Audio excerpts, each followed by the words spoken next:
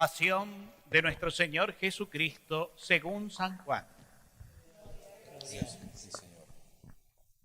Jesús fue con sus discípulos al otro lado del torrente Cedrón. Había en ese lugar un huerto, y allí entró con ellos. Judas, el traidor, también conocía el lugar porque Jesús y sus discípulos se reunían allí con frecuencia.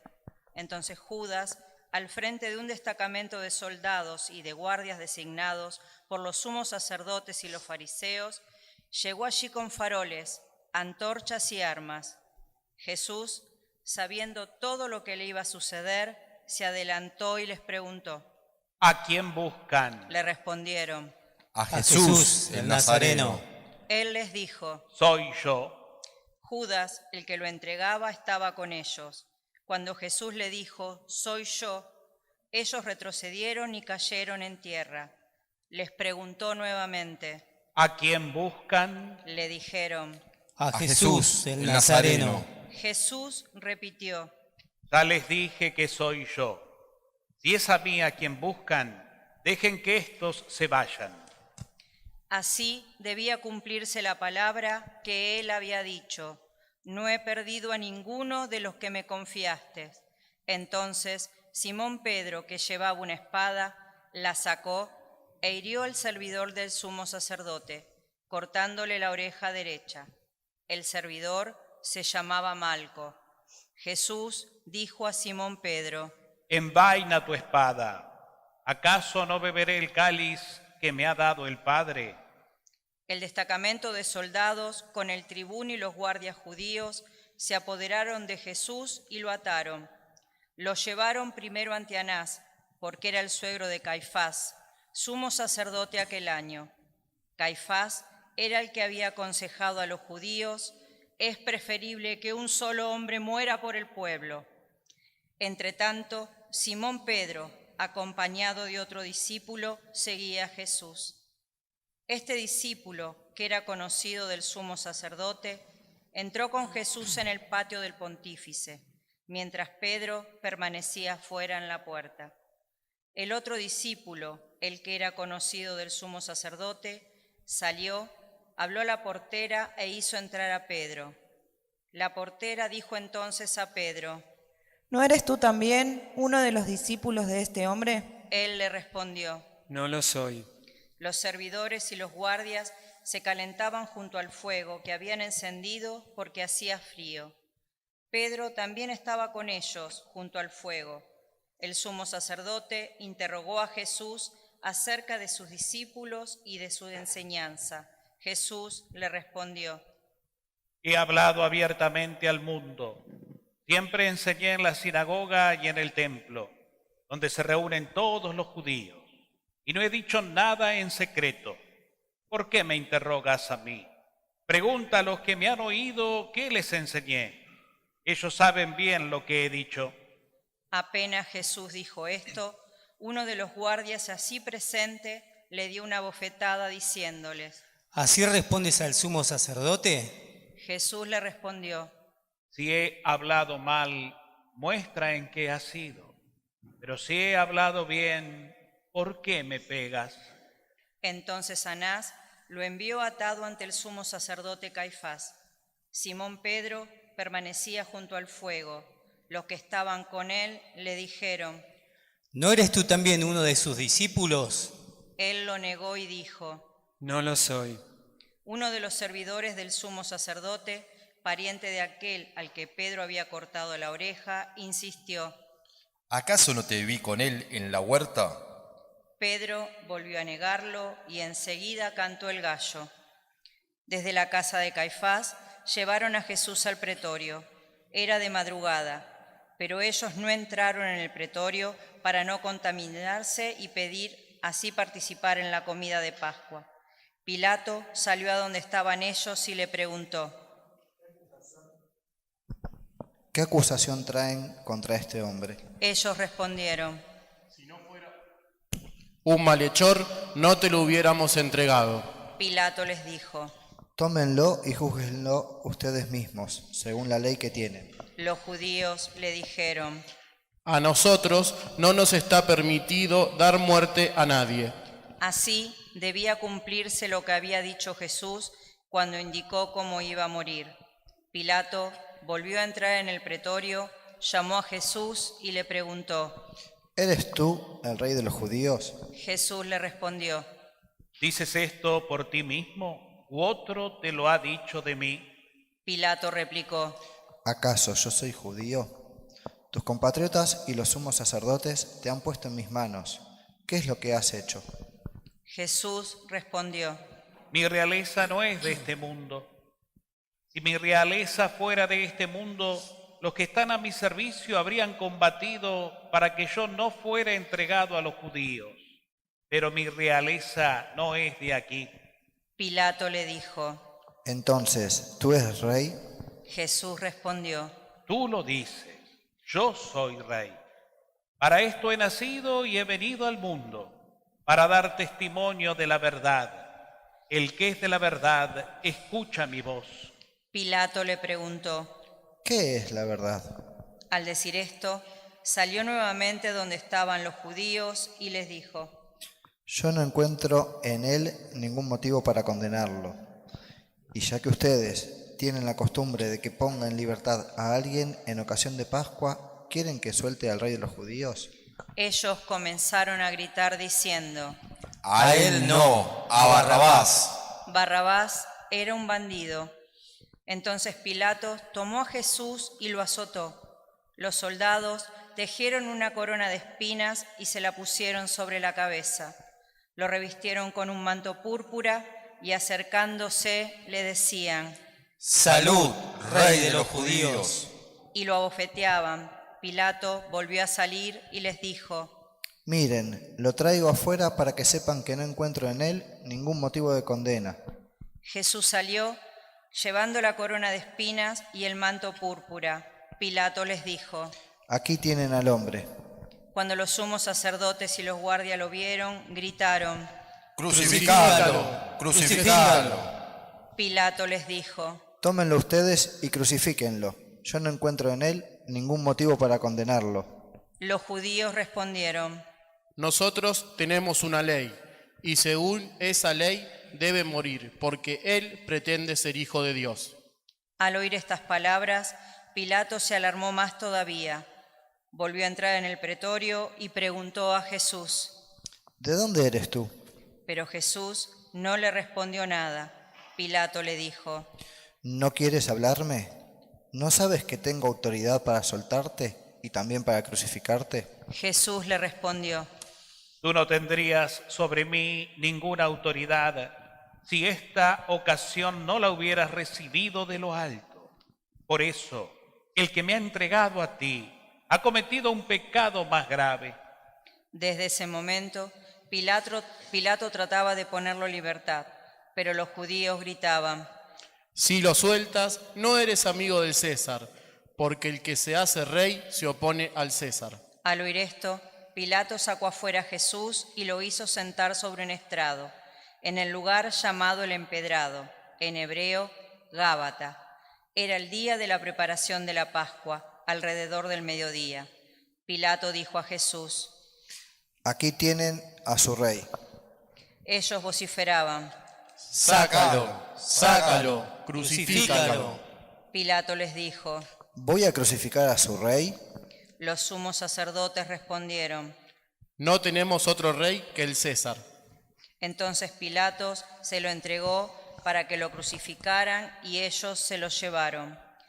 Jesús, cargando sobre sí la cruz, salió de la ciudad para dirigirse al lugar llamado del Cráneo, en hebreo, Gólgota. Allí lo crucificaron y con él a otros dos, uno a cada lado, y Jesús en medio. Pilato redactó una inscripción que decía, Jesús el Nazareno, Rey de los judíos, y la colocó sobre la cruz. Muchos judíos leyeron esta inscripción, porque el lugar donde Jesús fue crucificado quedaba cerca de la ciudad, y la inscripción estaba en hebreo, latín y griego.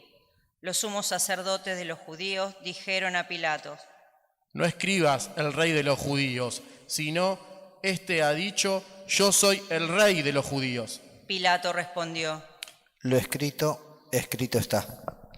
Después que los soldados crucificaron a Jesús, tomaron sus vestiduras y la dividieron en 4 partes, una para cada uno.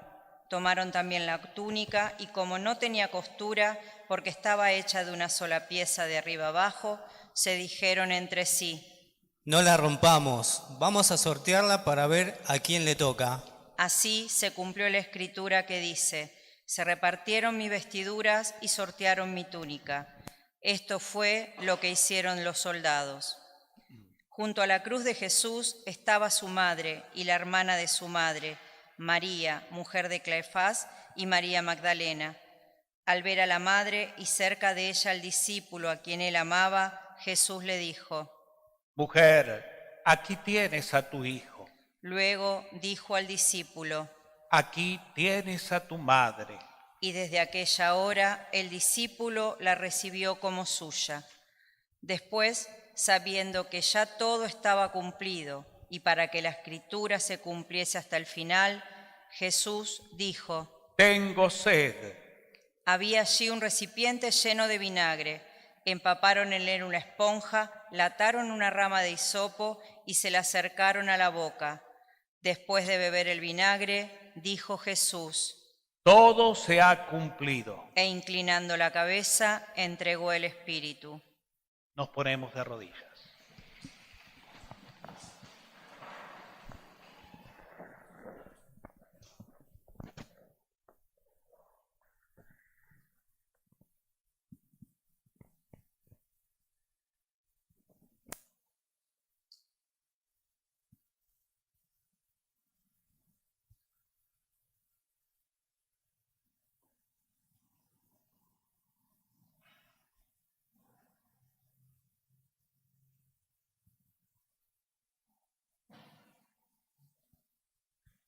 Nos ponemos de pie.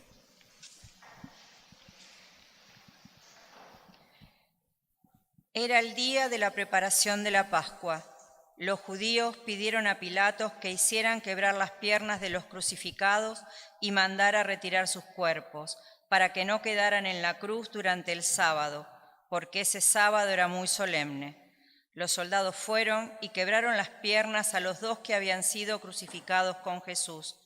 Cuando llegaron a él, al ver que ya estaba muerto, no le quebraron las piernas, sino que uno de los soldados le atravesó el costado con la lanza, y enseguida brotó sangre y agua. El que vio esto lo atestigua, su testimonio es verdadero, y él sabe que dice la verdad, para que también ustedes crean. Esto sucedió para que se cumpliera la escritura que dice: no le quebrarán ninguno de sus huesos. Y otro pasaje de la escritura dice: verán al que ellos mismos traspasaron. Después de esto, José de Arimatea, que era discípulo de Jesús, pero secretamente por temor a los judíos, pidió autorización a Pilatos para retirar el cuerpo de Jesús. Pilatos se la concedió y él fue a retirarlo. Fue también Nicodemo, el mismo que anteriormente había ido a verlo de noche, y trajo una mezcla de mirra y aloe, que pesaba unos 30 kilos. Tomaron entonces el cuerpo de Jesús y lo envolvieron con vendas, agregándole la mezcla de perfume según la costumbre de sepultar que tienen los judíos. En el lugar donde lo crucificaron había una huerta y en ella una tumba nueva, en la que todavía nadie había sido sepultado. Como era para los judíos el día de la preparación y el sepulcro estaba cerca, pusieron allí a Jesús. Palabra del Señor. Gloria a ti, Señor Jesús.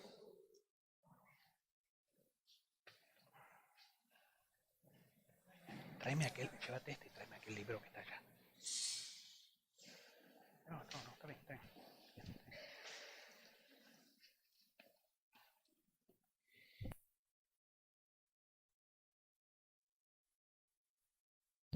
Muy queridos hermanos en el Señor,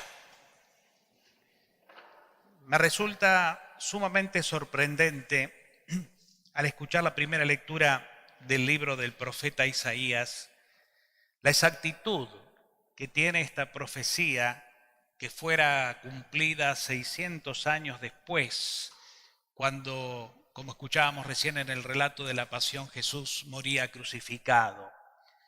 Isaías, en este capítulo 52 de su libro, llamado también El poema del servidor sufriente de Yahvé, cuenta un poco su propia experiencia. Un profeta es un servidor de Dios. Un profeta es un hombre llamado a anunciar,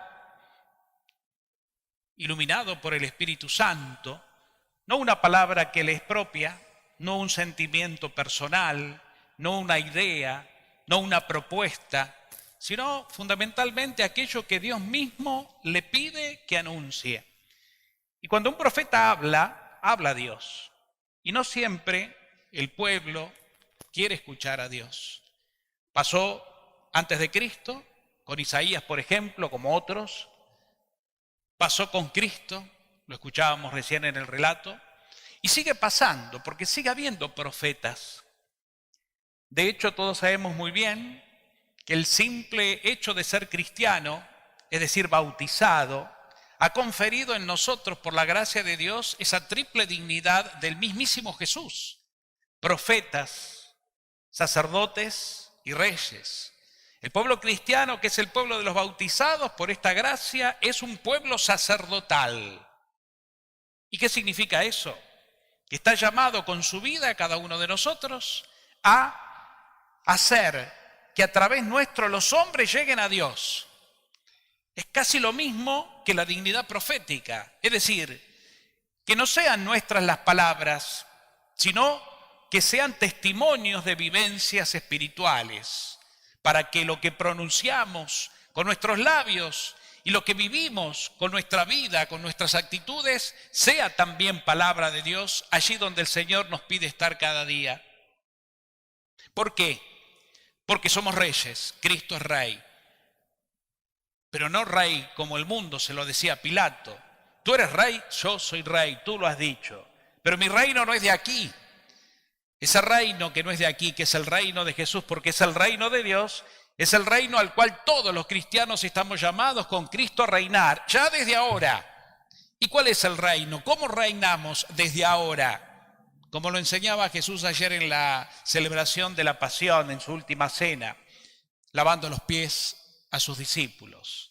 Si yo que soy el Señor, si yo que soy el Rey de Reyes, si yo que soy el Maestro, les lavo los pies, ustedes tienen que hacer lo mismo. Es decir, el cristiano, el bautizado, el sacerdote, profeta y rey, que somos todos nosotros, tenemos que imitar y seguir los ejemplos de Jesús en esta actitud, ¿no?, espiritual, profunda. Esto es la pasión, esto es lo que estamos celebrando. Es decir, hoy, al contemplar en este día y en esta celebración, la celebración propiamente de la muerte del Señor, no nos quedamos en un recuerdo de un hecho histórico. Esto ya pasó hace más de 2000 años. Jesús ya murió, Jesús padeció, Jesús ya entregó todo, hace mucho tiempo. Y Jesús ya resucitó. Entonces, ¿a qué estamos llamados? ¿Para qué celebramos? Y bueno, lo veníamos diciendo en estos días, ¿no? Lo que estamos llamados a vivir en este tiempo y en esta celebración, por ejemplo, y luego lo seguiremos contemplando en el silencio del Vía Crucis, como en el día de mañana, un día de silencio y contemplación a la espera de la resurrección, como luego en la celebración del Lucernario y de la Pascua y de la alegría de la resurrección. En definitiva, es estar ante un misterio que hoy nos pertenece a nosotros y que se vivió una vez y para siempre en favor nuestro. Señor, contemplo tu cruz, contemplo tu cuerpo yaciente y colgado en la cruz.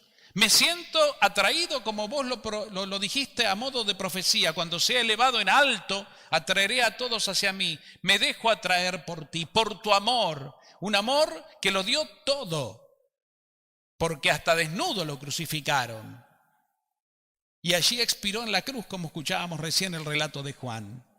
Todo por mí, todo por vos, todo por cada uno de nosotros. Por amor, lo dio todo. Un Dios que viene como hombre al encuentro de los hombres para darlo todo en favor de los hombres, de cada uno de nosotros, de manera que nosotros podamos acceder a una condición que por nuestros medios y por nuestras capacidades humanas o terrenales jamás hubiéramos podido acceder, que es la dignidad de ser hijos de Dios, consagrados por el amor y herederos de la gloria, para lo cual se nos capacitó, como decíamos recién, con esa triple dignidad de Jesús, de manera que siendo testigos de una experiencia, la experiencia de ese amor, estoy enamorado, me siento amado, puedo predicar, puedo anunciar, puedo vivir esta dignidad, esta identidad, cristianos. Por eso le pedimos al Señor, hermanos, en este día, y se los propongo que ahora, en un momento más, cuando traigamos la cruz y nos acerquemos a adorarla, que cada uno de nosotros pueda dejarse llevar por esta experiencia, por el Espíritu que está en nosotros, que nos dejemos llevar. ¿Para qué? Para que el Espíritu nos diga, mira, este que está representado en esta imagen artística de un crucificado, es el que dio la vida por vos, para que te des cuenta que sos un ser amado, sos un ser, una mujer amada. Pero no amada con un amor humano, sino con un amor eterno. Y que ese amor ya lo tenés en tu corazón, que es el Espíritu Santo. De manera que ese Espíritu Santo que está en vos te capacite con sus dones para que puedas ir comprendiendo a lo largo de toda tu vida no solo tu dignidad, sino que puedas encontrar ahí tu propia felicidad. Y puedas encarar tu vida con un sentimiento, con una mirada sobrenatural, porque sos desde ese momento un ser sobrenatural. Por tus venas, como muchas veces les dije, por nuestras venas corre sangre divina. Y aunque nos lo cueste creer, hermanos, porque muchos podemos pensar, al escuchar esto que les digo, y no, esto es muy lejano. Yo, tanta dignidad, tanta gracia, tanta bendición, hijo de Dios, divinizado. No, si yo sé de mis pecados, si yo conozco mis falencias, mis debilidades, un montón de pequeñeces, ¿cómo puede ser? ¿Y por qué no pasa por ahí? Porque no pasa por tus virtudes, porque no pasa por tu santidad personal, esa que te metieron en la cabeza que debes tener, por tu bondad, por tu grandeza personal o humana, no pasa por ahí. Pasa por lo que Dios en Cristo hizo por vos. Es decir, que los méritos de nuestra vida, de nuestra salvación, no dependen de nosotros y de lo bien que podamos hacer las cosas. Depende de aquel que, como dice la palabra de Dios, asumió en su vida, en su carne, el pecado del mundo, la oscuridad del mundo, todo lo negativo, todo lo que nos condenaba, lo hizo propio, se hizo carne. Lo decía la carta a los Hebreos. Tenemos en Jesús, el Hijo de Dios, un sumo sacerdote que penetró en el cielo. Permanezcamos firmes en la confesión de esta fe, de manera que lo que nosotros tenemos para darle a Dios y para que Dios complete en nosotros esta santidad que nos viene de Cristo es esto, nuestra fe. Nuestra fe en este sumo sacerdote que en el altar de la cruz se entregó por nosotros y se compadece, porque haciéndose hombre padeció nuestras debilidades y muriendo dio la vida, igual a nosotros en todo menos en el pecado. Por eso nos dice, vayamos entonces confiadamente al trono de la gracia, a fin de obtener la misericordia y alcanzar esa gracia que es el auxilio oportuno. ¿Qué significa esto? Señor, que esta gracia, que es los dones de tu Espíritu, me permitan comprender que en Cristo ya hemos obtenido todo lo que necesitamos para ser felices. Y ya tenemos en Cristo nuestra salvación asegurada. Todo fue un regalo, es decir, un don gratuito de la misericordia de Dios. Y al ver el crucificado, vemos manifestada plenamente esa misericordia por cada uno de nosotros, por toda la humanidad de todos los tiempos, asegurándonos la vida eterna.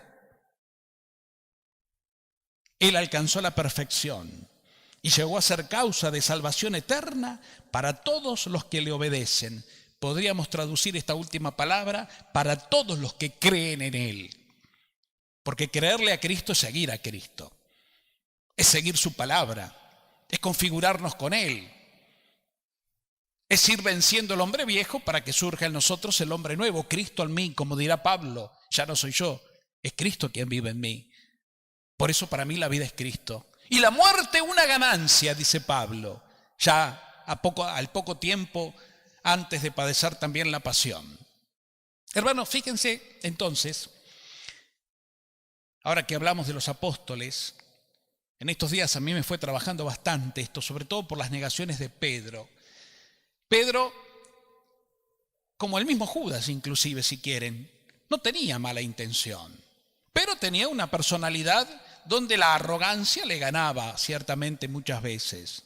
Por eso escuchábamos en el relato que, no en el de hoy, pero lo escuchamos en la última cena, cuando Jesús anuncia su pasión, él dice, de ninguna manera, Señor, yo daré mi vida por ti. ¿Y qué le dice Jesús? No, Pedro, vos todavía no estás capacitado. Algún día vas a dar la vida por mí. Y ciertamente que muchos años después, ya Pedro, constituido en apóstol y lleno del Espíritu Santo, dio la vida. Y también lo crucificaron, dice la tradición en Roma. Y lo crucificaron cabeza abajo, porque él eligió morir así, porque decía no ser digno de morir como su maestro. Es decir, fue mártir por Cristo, pero mucho tiempo después. Por eso Jesús le dice, todavía no podés.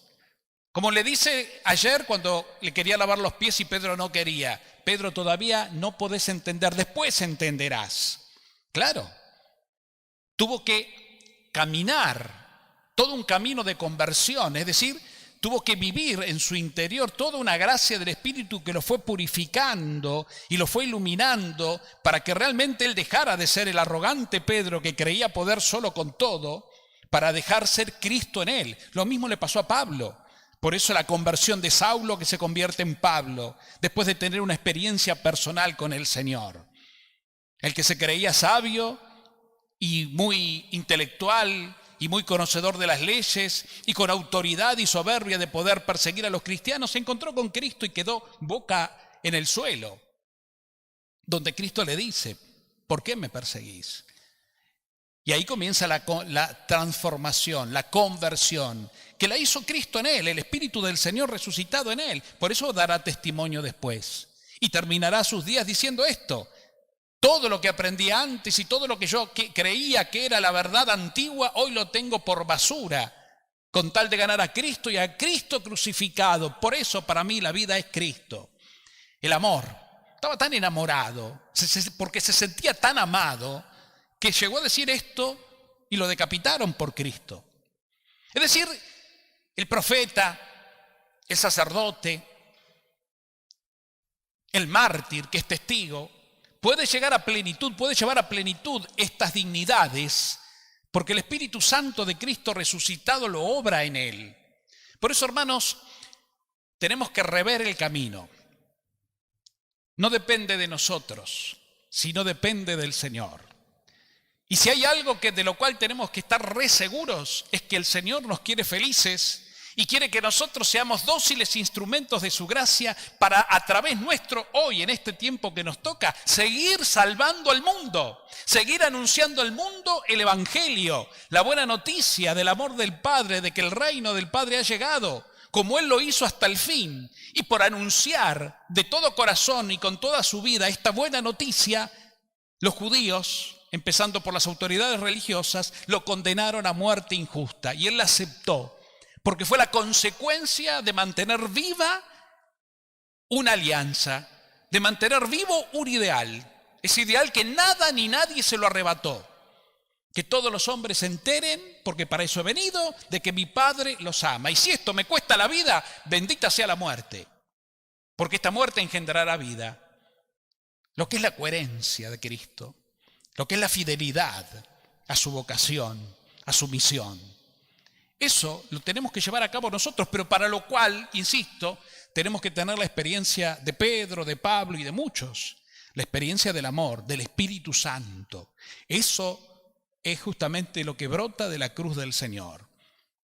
Si yo comprendo que todo eso lo hizo por mí y por amor, y me dejo inundar y guiar por ese espíritu de amor que ya vive en mí por el bautismo, insisto, entonces vamos a hacer de nuestra vida realmente algo pleno. Y el Señor seguirá haciendo cada vez mejores cosas a través nuestro, seguirá continuando la obra para la cual envió a Jesús, a través de nosotros, que somos otros Cristos en el mundo. Por eso todos los años entonces nos detenemos para celebrar en 3 días, que son los 3 días del Tríduo Pascual como lo estamos haciendo ahora, nos detenemos a contemplar este misterio. No para recordar simplemente, sino para entender que esto es por mí y recuperar la paz. Contemplar a Cristo en la cruz, como lo vamos a hacer ahora y lo vamos a adorar, es también el cumplimiento de esa profecía que tenía su origen en el Éxodo, ¿se acuerdan? Cuando el pueblo de Israel despotricó contra Dios y contra Moisés y les decía, ¿para qué nos hiciste salir de Egipto? Allá por lo menos comíamos cebollas hervidas y acá, en el desierto, nos morimos de hambre. Y dice que Dios enojado les envió, ¿se acuerdan?, serpientes abrasadoras que los picaban y morían los judíos, para lo cual se aterraron tanto que le dijeron a Moisés, hemos pecado contra Dios, interceded por favor, que nos saque estas serpientes que nos matan. Moisés intercede, ¿y qué le dice Dios? Hace una serpiente de bronce, elevala bien alto. Y todos los que miren esa serpiente, aunque hayan sido picados por el veneno mortal de las serpientes, quedarán curados. Jesús toma esa imagen del Éxodo y la aplica a sí mismo y dice, como la serpiente fue elevada por Moisés y todos los que la miraban quedaban sanados de su veneno y de la muerte, todos aquellos que me contemplen cuando yo sea elevado en alto y me contemplen con fe, serán también sanados y los atraeré hacia mí. ¿De qué venenos entonces tenemos que ser sanados? Y cada uno mire su corazón, porque es un tiempo de conversión también. Es una propuesta donde el Señor nos dice, a ver, dame tu mal, vení, dame tu dolor, dame tu veneno, lo que no podés controlar, dámelo a mí. Mírame, que por vos di la vida, todo lo di, para que estés pleno, para que seas feliz, para que ya no cargues con nada que te torture la vida y te estropee la existencia. Mírame a mí. Mírame con ojos de fe. Porque todo esto es por amor. Mirá mi corazón traspasado. Mirá mis llagas, todas por vos, por amor. No te pido nada. Solo te pido que me mires, que me contemples, que creas en que esta muerte mía tiene poder sanador para liberarte de todo veneno, de tus angustias, de tus tristezas, de tus rabias, de tus rencores, de tus miedos, de tus culpas. Y cada uno haga su propia lista. Hermanos, mírate a vos mismo y ponele nombre a todo lo que no te hace feliz, todo lo que está revolviéndose dentro tuyo y que no te deja estar en paz. Ponele nombre. Cada uno conoce, más o menos conocemos qué nos pasa y que nos quita la alegría y las ganas de vivir muchas veces, que nos genera actitudes que nos separan de los otros. Cada uno sabe. Y en el silencio de tu corazón, ese corazón que el Señor conoce muy bien, porque el Señor conoce los secretos de tu vida, acércate en un rato más a su cruz para adorarlo y deja que Él, que en su amor de entrega, te sane de ese veneno.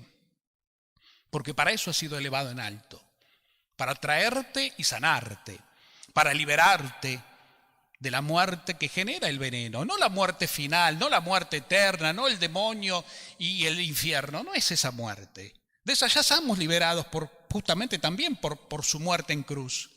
Pero de estas otras muertes que condicionan nuestra vida, en el aquí y ahora del día a día, que no nos dejan en paz, que no nos dejan convivir en paz. Muerte de la cual el mundo está lamentablemente recontrainfectado, que es mucho peor que el virus del COVID. Porque es esa muerte que le ha quitado el sentido de la vida al hombre, que le ha quitado su identidad. La muerte que genera lamentablemente episodios destructivos entre los propios hermanos, la guerra, si quieren, y de ahí para abajo lo que quieran. El manipuleo del hombre por el hombre. Porque hay gente que vende muerte. Porque hay gente que priva injustamente la vida de otros o cercena la vida de los inocentes. ¿Por qué? Y bueno, ¿dónde creen que está la raíz? Estamos envenenados, vivimos en un mundo envenenado. la serpiente, que es el demonio personificado, ¿no? Esa serpiente del pecado original del Génesis, que es, insisto, Satanás, sigue picando, picando y picando. Con picaduras a veces no dolorosas, sutiles, hasta inclusive a modo de caricia, atractivas, con un veneno que no genera una muerte inminente, pero sí que va seduciendo y te va llevando por caminos ajenos a la verdad. Y nos va reuniendo a veces en grupos de envenenados para destilar veneno. Así está el mundo. Pero nosotros que estamos aquí hoy reunidos en la casa del Señor, junto a María, por supuesto, que también estuvo fiel al pie de la cruz, no queremos seguir sometidos al veneno del enemigo. Queremos estar sanos, porque estar sanos es ser felices y porque para eso Jesús dio la vida. Y entonces vamos a ir hacia Él. Vamos a peregrinar, caminar hacia el crucificado que extendió sus brazos por amor y nos atrae y nos llama. Y le vamos a decir con sinceridad: Señor, todo esto te lo doy. Te miro con fe, me postro en tu presencia, a los pies de tu cruz me quedo. Te necesito, Señor. No tengo más para darte que esto que soy. Y mi fe en ti, acá estoy. Y nos dejamos en la fe sanar y percibimos que su amor eterno que ya está en nosotros empieza como a manifestarse. Y sentimos que ya somos nuevas criaturas, que realmente estamos resucitados, que realmente hemos renacido en el bautismo a una vida nueva y que realmente entonces podemos ser testigos de esta buena noticia, de manera de poder salir de aquí, terminado este día y celebrada la Pascua, para poder encarar el mundo de una manera distinta y ser luz, como lo vamos a celebrar mañana en el Lucernario. Y vamos a cantar no solo una canción de una noche santa, sino con la vida misma: esta es la luz de Cristo, yo la haré brillar, brillará sin cesar, porque no puedo apagar la luz que el Señor encendió en mi vida, la luz de su amor, que le costó su vida para que yo tenga vida. De esto se trata la Pascua. Esto es lo que estamos celebrando. Esto es lo que escuchamos. Estos somos. No nos quedemos, por favor, y termino entonces, en una historia antigua, en hechos del pasado, en una escena cinematográfica de puesta en escena, de luces y sonidos. No, no es eso. No nos quedemos en eso. Porque si nos quedamos en eso, vamos a cometer el error de perdernos lo esencial. Y vamos a volver a la vida como quien salió del cine. Qué linda película que vi. La verdad que está buena. Hasta inclusive me dejó un mensaje. Pero bueno, mañana será otro día y queda en la historia, como tantas películas que hemos visto. No, no es eso. Es vida misma. No es una proyección. Es vida que el Espíritu de Cristo nos da, de una vez y para siempre. Demos gracias al Señor, hermanos. Demos gracias de todo corazón al Señor. Y digámosle con Cristo, al contemplar su cruz y al crucificado: Padre, en tus manos encomiendo mi espíritu. El espíritu se traduce como vida, porque el espíritu es vida. Padre, con Cristo en tus manos encomiendo toda mi vida, mi pasado, mi presente, mi futuro, mi árbol genealógico y todos los acontecimientos que desde que fui concebido hasta el presente me fueron sucediendo, buenos y malos. Todo lo que soy, te lo consagro, te lo encomiendo, porque tuyo soy, porque para vos nací. Haz lo que quieras de mí. Demos gracias al Señor entonces y pidámosle a la Virgen, tal vez junto con las mujeres, como nos decía el relato, fieles a los pies del Señor, supieron y saben de qué se trata la pasión. La vivieron en su corazón, ella más que nadie, porque era la madre. Y desde esa realidad de crueldad, de dolor, recibió un mandato, como recién lo escuchábamos, la de ser madre universal, madre de todos y cada uno de nosotros, madre de la Iglesia que nacía de ese costado abierto de su Hijo crucificado. Nosotros nacimos ahí.